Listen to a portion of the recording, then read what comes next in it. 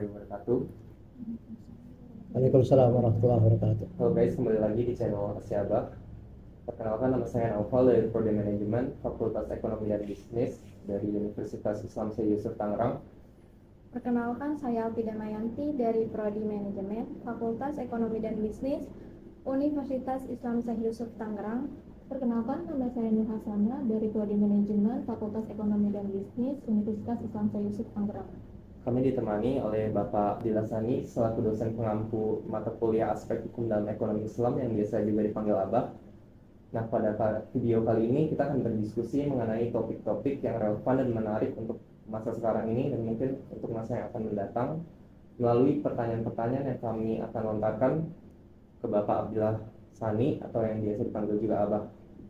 Untuk mempersingkat waktu, mari kita mulai ke pertanyaan pertama. Pertanyaan yang pertama itu, apa ya daya tarik dari sistem perbankan syariah dan apa bedanya sistem perbankan syariah dengan sistem perbankan konvensional yang sudah ada di Indonesia? Baik, terima kasih. Sistem perbankan syariah itu tentunya dilandasi oleh ketentuan-ketentuan yang diajarkan di dalam agama Islam. Sedangkan ketentuan perbankan konvensional itu banyak dilandasi oleh ajaran ekonomi kapitalis. Ya. Selama ini yang biasa kita gunakan memang adalah sistem ekonomi kapitalis, di mana di sana biasa diterapkan sistem riba, ya, ada bunga.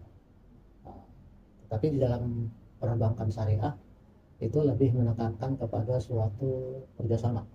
Ya, seandainya kita menabung, ya, maka uang yang disimpan oleh bank itu akan disalurkan kepada mereka yang membutuhkan, dalam arti meminjam untuk modal usaha, ya, dengan sistem mudharabah, ya, sistem kerjasama bagi hasil, ya, di mana nanti si pemberi pinjaman itu akan memiliki kewajiban pengembalian pinjamannya itu, tetapi itu didasarkan kepada seberapa besar dia punya keuntungan ketika dia menjalankan usaha dengan modal yang dia pinjam itu.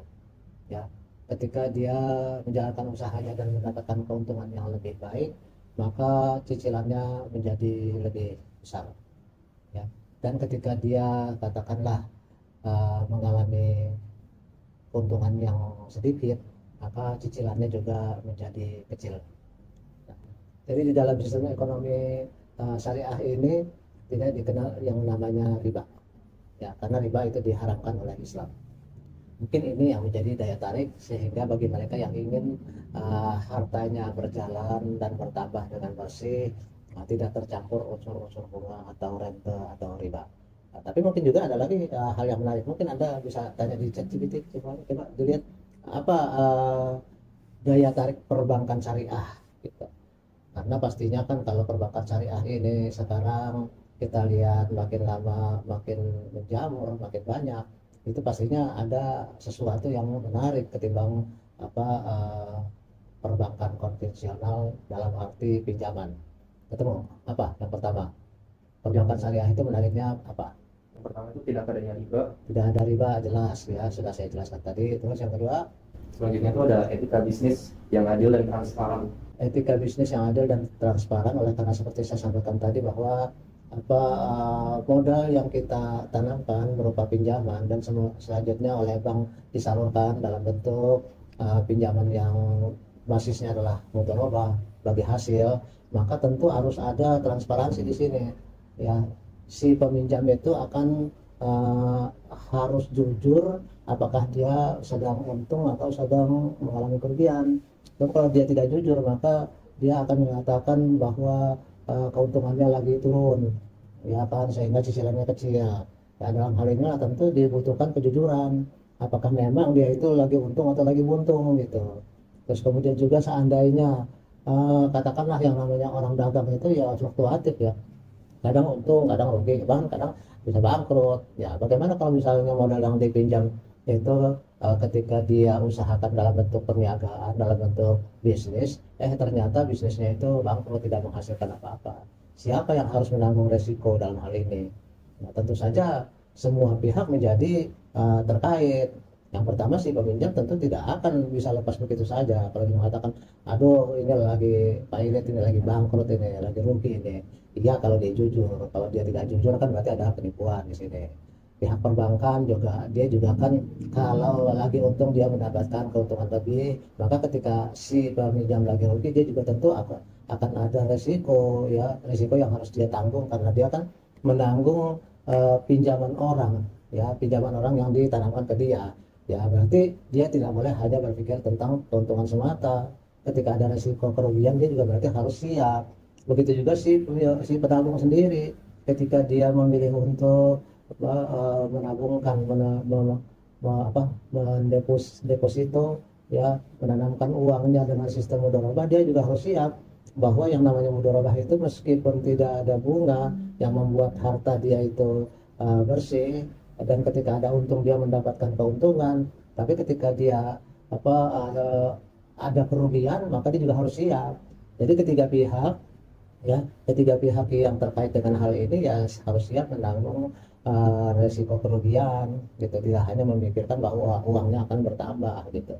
Ini kan beda dengan sistem konvensional di mana si peminjam itu harus mengembalikan pinjamannya ditambah dengan bunga yang besarnya flat, ya kan, minjam 10 juta kemudian dicicil selama katakanlah 2 tahun, berarti kan 10 juta dibagi 2 tahun 24 bulan, ya, ditambah dengan bunga. Jadi di situ bisa dihitung berapa cicilan dia gitu. Nah, dalam hal ini bunga flat itu tidak mau tahu apakah si peminjam itu untung atau rugi, ya mau untung kayak mau rugi kayak mau dia dalam keadaan yang beruntung karena keuntungannya berlipat ganda, jumlah cicilannya tetap segitu, tapi ketika dia mengalami kerugian juga jumlah itu tidak berkurang segitu juga. Ya berarti di sini kebanyakan resiko tentu ditanggung oleh si peminjam, ya kan. Si bank baru dikatakan dia karena dia tidak mau tahu kondisi usaha dari si peminjam, dia tetap menerima cicilan plus bunga. Begitu juga si penabung, dia tahu uang yang dia tanamkan berapa ditambah dengan bunga dari bank per tahun berapa persen gitu. Ini yang kadang-kadang menjadi kelemahan daya tarik ya bagi bank syariah, karena seolah-olah kayaknya kok lebih banyak ruginya, lebih banyak ketakutan bangkrutnya, sementara kalau bank yang konvensional kan seolah-olah itu aman-aman saja gitu. Ya, tapi harus kita ingat bahwa di dalam ekonomi Islam itu memang dasarnya beda dengan ekonomi kapitalis. Kalau dalam ekonomi Islam itu yang jadi dasar utama adalah tolong menolong, wa ta'awanu 'alal birri wat taqwa wa la ta'awanu 'alal itsmi wal 'udwan. Tolong menolonglah kamu di dalam kebaikan dan takwa, dan jangan tolong menolong dalam kejahatan dan permusuhan kan gitu. Sehingga kalau kita sendiri sudah berniat untuk menolong, yaitu menolong mereka-mereka yang memang membutuhkan modal, tentunya dasarnya tidaklah mencari keuntungan semata-mata. Di sini terselip keikhlasan bahwa dia juga harus siap dengan segala kemungkinan yang mungkin muncul. Ya, jadi di sini juga bermain tingkat keimanan seseorang. Apakah dia lebih suka menikmati bunga dari bank yang sifatnya riba dan jelas-jelas diharamkan, atau dia lebih senang dengan sistem perbankan yang katakanlah kalau dia menerima keuntungan itu keuntungannya halal, tapi andai kata dia juga ada resiko kerugian, dia sudah siap karena memang niatnya bukanlah hanya mencari keuntungan semata-mata saja.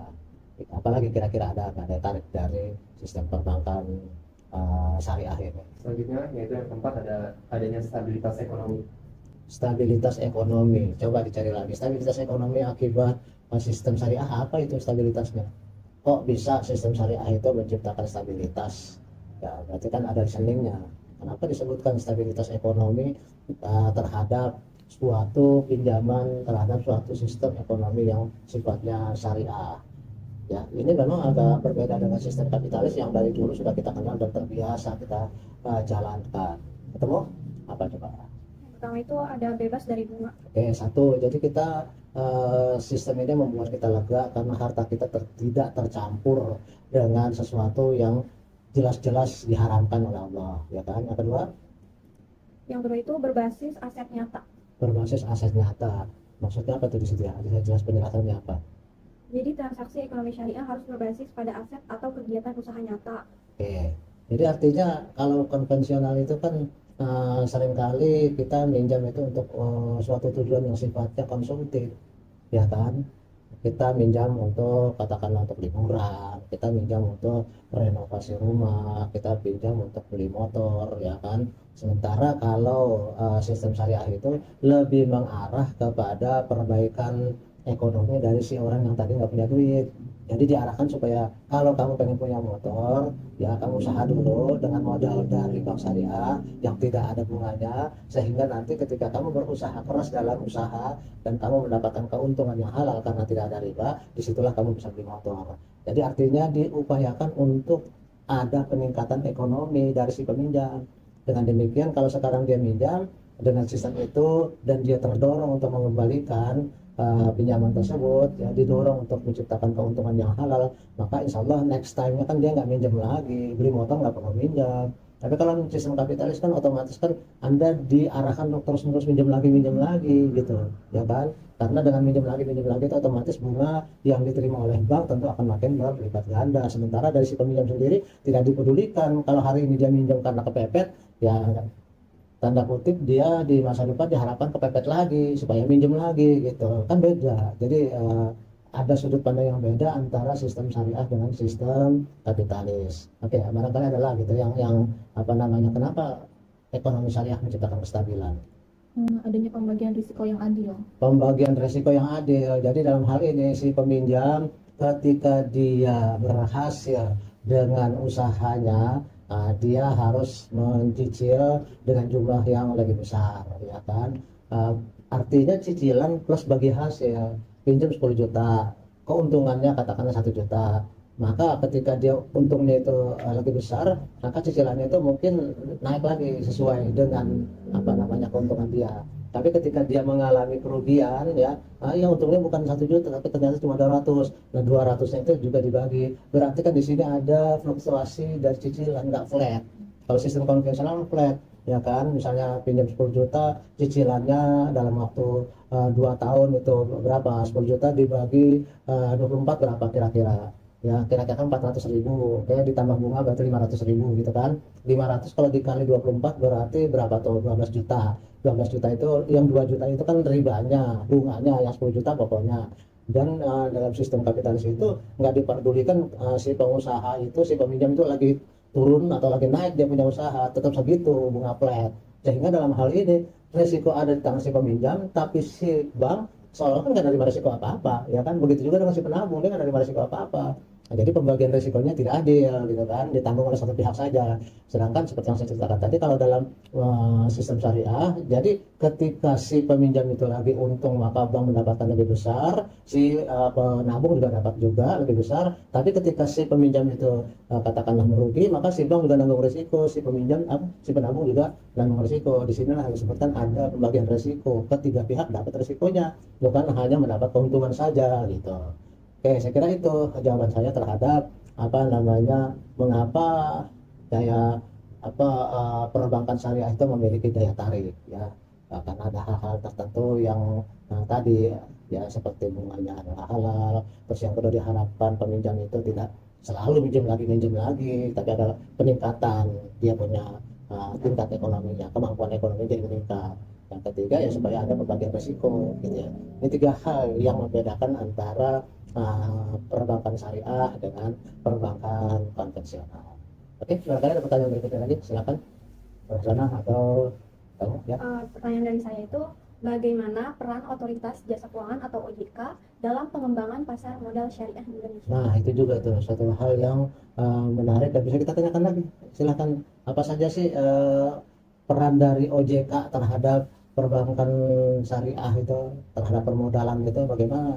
Secara umum kan otoritas jasa keuangan itu adalah suatu lembaga yang memiliki otoritas, ya, untuk mengawasi, menilai, dan bahkan juga untuk mengenakan sanksi terhadap lembaga-lembaga keuangan yang dianggap menjalankan usahanya, menjalankan aktivitasnya secara merugikan pihak lain atau merugikan keuangan negara. Maka otoritas jasa keuangan ini menjadi semacam dewan pengawas bagi operasional semua lembaga-lembaga keuangan. Oke, dalam hal ini apa otoritas jasa keuangan fungsinya? Yaitu yang pertama itu ada penyusunan regulasi dan kebijakan. Nah, seperti saya katakan, jadi semua orang yang ingin mengusahakan atau berbisnis di bidang finansial, apakah dia ingin membuka lembaga pinjaman, apakah dia mau membuka bank baru, atau dia membuka suatu asuransi, atau apapun juga yang terkait dengan keuangan, maka ada otoritas dari OJK untuk membuat regulasi, aturan main.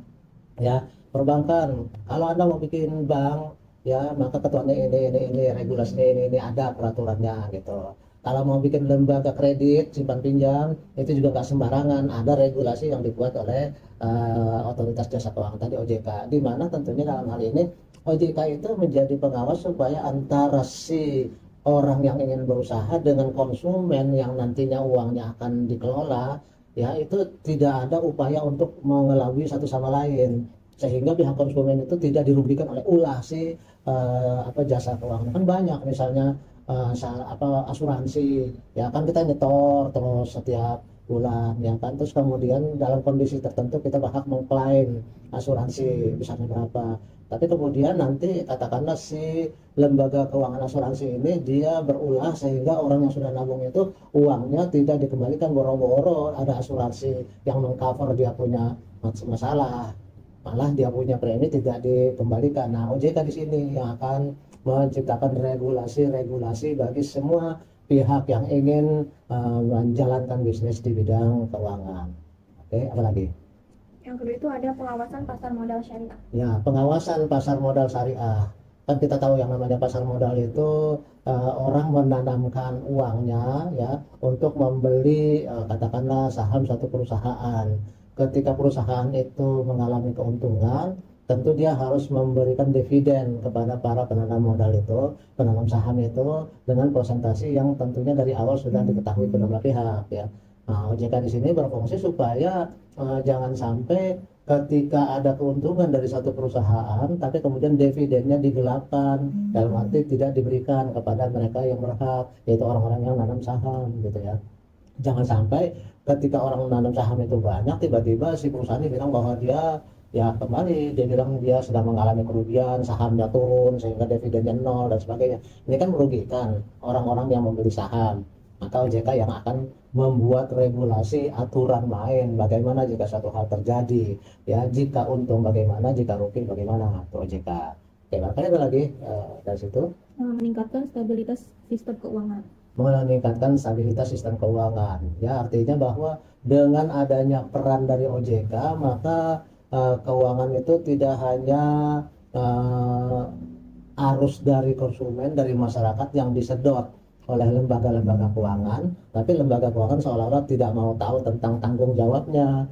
Makanya dari masalah perbankan, masalah asuransi, masalah pinjam meminjam dan sebagainya itu ada OJK yang menjadi pengawas, ya kan, sehingga transaksi keuangan itu akan berjalan lancar, tidak ada pihak yang dirugikan ya. Jadi kira-kira itu yang bisa saya jawab dari pertanyaan kedua. Oke, pertanyaan ketiga. Pertanyaan yang ketiga itu bagaimana prinsip halal dalam Al-Quran dapat diterapkan dalam industri halal dan produk konsumen di era modern saat ini. Oke, itu juga kembali bisa kita tanyakan peran badan namanya apa sih itu ya, itu lembaga baru yang dipimpin oleh Pak Haikal Hasan. Itu bukan baru sih sebenarnya, udah ada tapi di sekarang ini kan karena pimpinannya baru. Dia itu memang bertugas untuk mengawasi, mensertifikasi agar produk-produk, terutama produk apa sih, tidak semua produk ya, misalnya katakanlah furniture ya halalnya dari mana ya kan nggak ada ininya. Terus kemudian TV, HP halalnya dari mana kan. Jadi kan tentunya halal di sini tidak semua produk harus disertifikasi halal.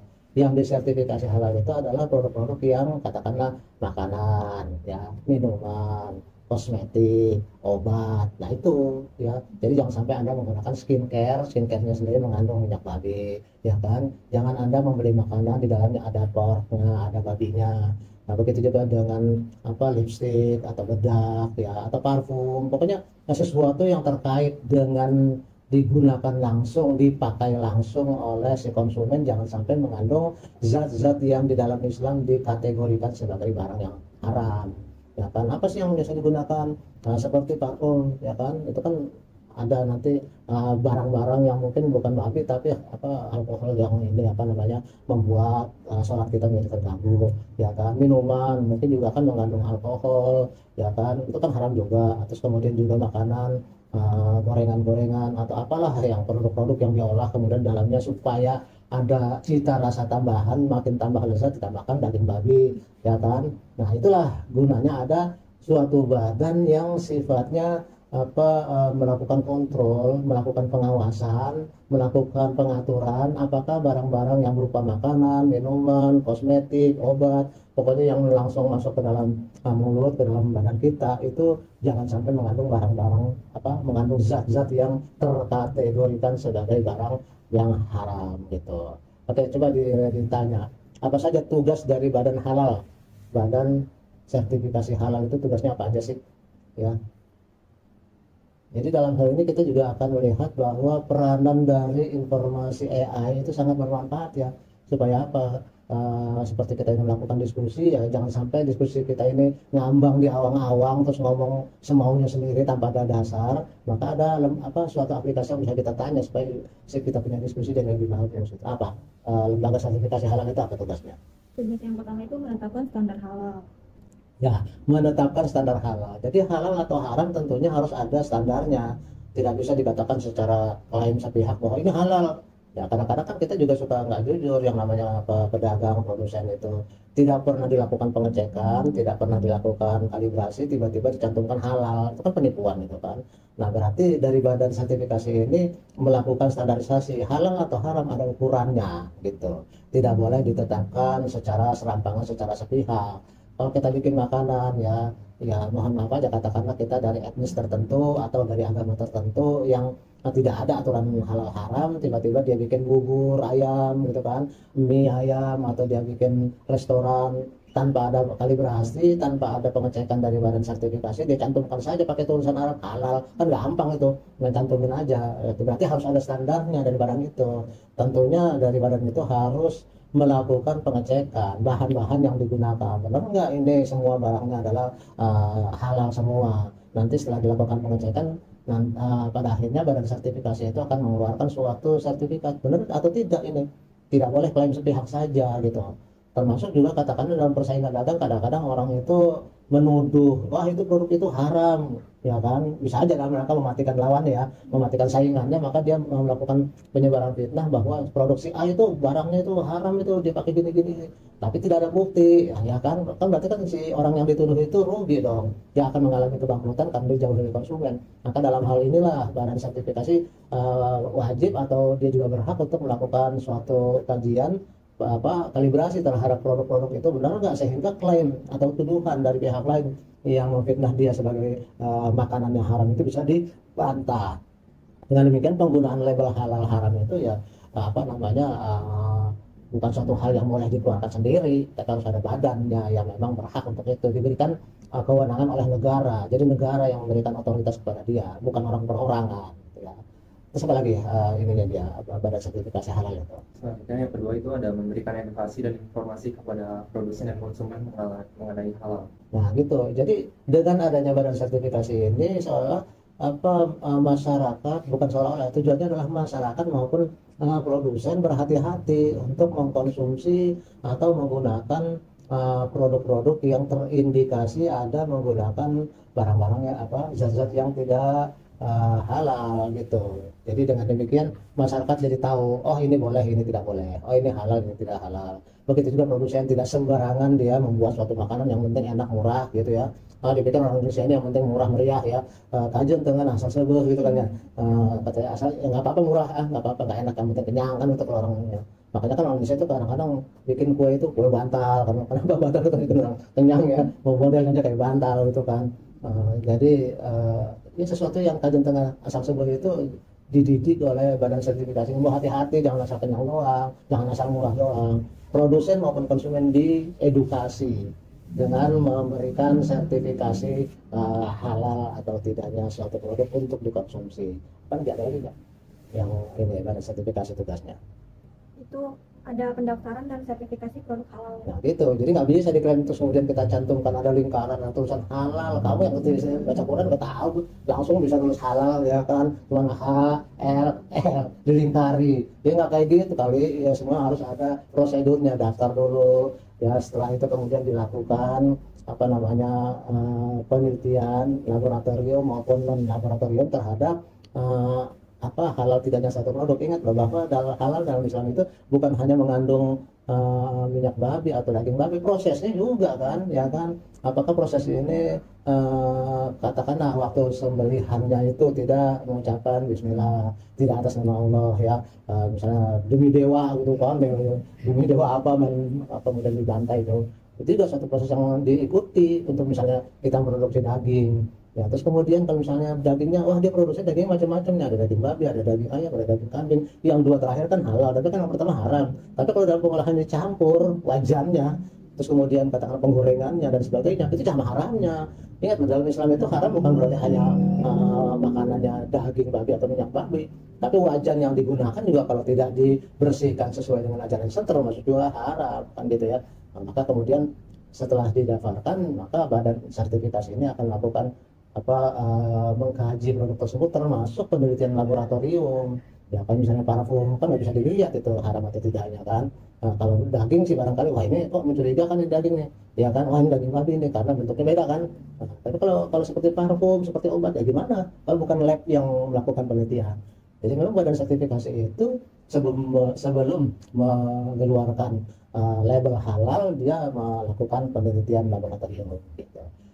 Jadi dengan demikian kita melihat bahwa syariat Islam di Indonesia ini bertujuan supaya baik yang kita terima yaitu rezeki maupun yang kita makan maupun yang kita gunakan sebagai obat maupun yang kita gunakan sebagai kosmetik atau parfum itu terjamin dari hal-hal yang di dalam Al-Quran sudah dikategorikan sebagai barang-barang yang haram. Kan sudah dalam Al-Quran disebutkan ya diharamkan atas kamu itu bangke ya, itu ayam tiren itu nggak boleh itu. Ketika banyak tuh ayam tiren itu ayam mati kemarin ya kan, dalam angkutan itu kan kadang-kadang ayam satu truk ya, itu kan pasti ada yang mati itu nggak akan dibuang kadang-kadang tuh nggak dibuang tapi juga dijual, itu kan ayam tiren gitu ya kan. Terus kemudian juga kadang-kadang orang Indonesia suka nakal, sembelihan daging sapi jadiin lagi marmus aren gitu, seolah kayak hati kan ya, kayak hati itu ya diolah, karena itu kan darah. Nah itu kan tidak boleh. Jadi hurimat alaikum maitat wadam, bangke, darah nggak boleh. Terus kemudian ada lagi untuk lengkap boleh dicari barang-barang haram dalam Islam apa aja sih ya, supaya kita nggak menduga-duga atau asal ngomong aja. Makan dalam Islam yang diharamkan itu apa aja? Kalau salah An-Nisa ayat 4, Al-Maidah ayat 4 atau apa? Lupa saya. Apa? Ketemu? Yang diharapkan.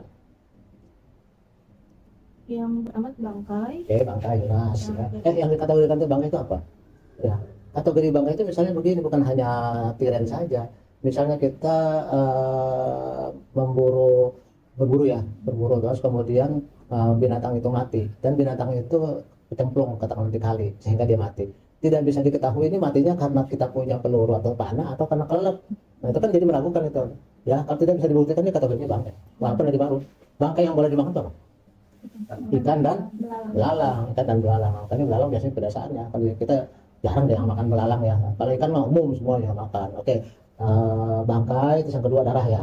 Darah berarti tidak dibolehkan. Berarti katakanlah kosmetik yang menggunakan darah babi juga nggak boleh, atau darahnya apa? Bukan, darah nggak boleh dipakai untuk bahan kosmetik gitu. Apa lagi? Daging babi jelas ya tidak boleh ya. Kenapa sih orang bertanya kenapa sih kok babi diciptakan tapi nggak boleh dimakan gitu ya? Yang tanya itulah karena hanya Allah yang pengen Allah itu hanya ingin kamu kalau diperintah nurut nggak sih gitu. Jangan bantah-bantah gitu. Oh begini kenapa? Oh karena cacing pita katanya. Cacing pita itu kalau direbus dalam sekian derajat mati kok gitu. Jadi dalam hal ini Allah ingin menguji aja kalau kamu disuruh itu nurut nggak sih gitu. Ya. Mungkin ada sebab lain yang kita nggak ketahui, yang jelas Al-Quran nggak mungkin salah-salah. Oke, terus kemudian hewan yang disembelih tidak atas nama Allah.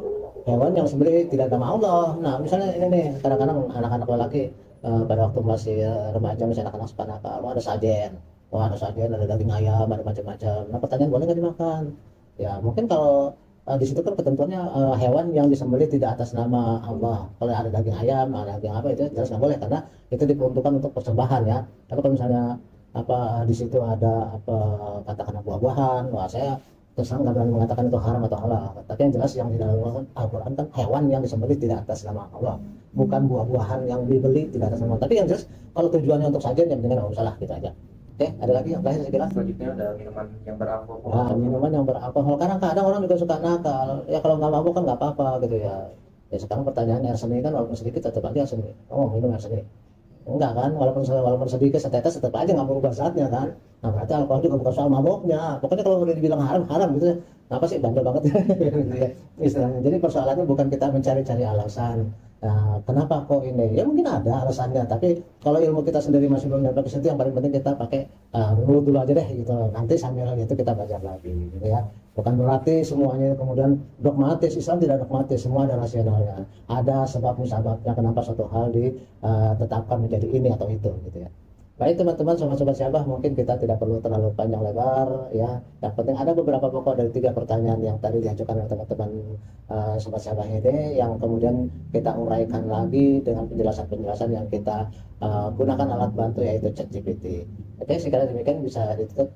Silakan. Baik, dalam diskusi kami ini dapat disimpulkan yaitu perkembangan ekonomi syariah menunjukkan tren positif di masa sekarang di berbagai sektor. Industri perbankan syariah terus bertumbuh dengan meningkatkan kepercayaan konsumen atau masyarakat terhadap yang layanan berbasis prinsip syariah. Yang selanjutnya ada pasar modal. Yang pasar modal ini tuh juga berkembang dengan hadirnya prinsip-prinsip syariah ini, jadi lebih baik bagi investor, jadi lebih merasa aman juga. Terus juga adanya tadinya OJK yang mengawasi, jadi merasa semuanya tidak ada yang bakal dirugikan juga. Dan yang terakhir itu di industri halal, jadi semua makanan yang harus ada itu harus punya regulasi yang jelas, seperti yang tadi badan sertifikasi halal itu harus menetapkan segala macam makanan atau minuman itu termasuk golongan yang halal atau haram. Jadi kita sebagai konsumen harus tahu edukasi, jadi kami harus diedukasi lebih baik bagaimana membedakan mana yang halal dan haram. Sekian diskusi dari kelompok kami. Kurang lebihnya mohon maaf. Jangan lupa subscribe, komen, dan like. Assalamualaikum warahmatullahi wabarakatuh. Waalaikumsalam warahmatullahi wabarakatuh.